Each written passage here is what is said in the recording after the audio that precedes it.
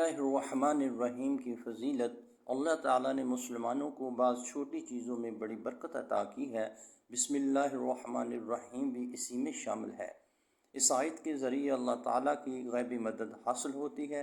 इस छोटी सी आयत में इस कदर ताकत है कि कोई आम मुसलमान इसका तसव्वुर भी नहीं कर सकता। हमारे पास बिस्मिल्लाहिर्रहमानिर्रहीम जैसी क़ुव्वत व ताकत होने के बावजूद अगर हम मायूस होते हैं, ये बड़े अफसोस की बात है।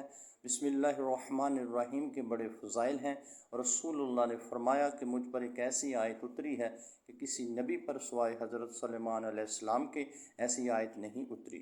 वो आयत बिस्मिल्लाहिर्रहमानिर्रहीम है।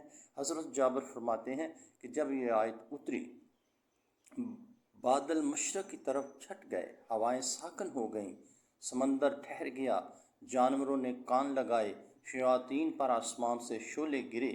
परवरदिगार आलम ने अपनी इज़्ज़त व जलाल की कसम खाकर फरमाया कि जिस चीज़ पर मेरा यह नाम लिया जाएगा इसमें ज़रूर बरकत होगी। हज़रत इब्ने मसऊद फरमाते हैं कि जहन्नम के 19 दरोगों में से जो बचना चाहे वो बिस्मिल्लाहिर्रहमानिर्रहीम पढ़े। इसके भी 19 हरूफ हैं, हर हरफ हर फरिश्ते से बचाव बन जाएगा। इसी तरह बिस्मिल्लाहिर्रहमानिर्रहीम भी 19 हरूफ हैं और वहाँ फरिश्तों की तादाद भी 19 है।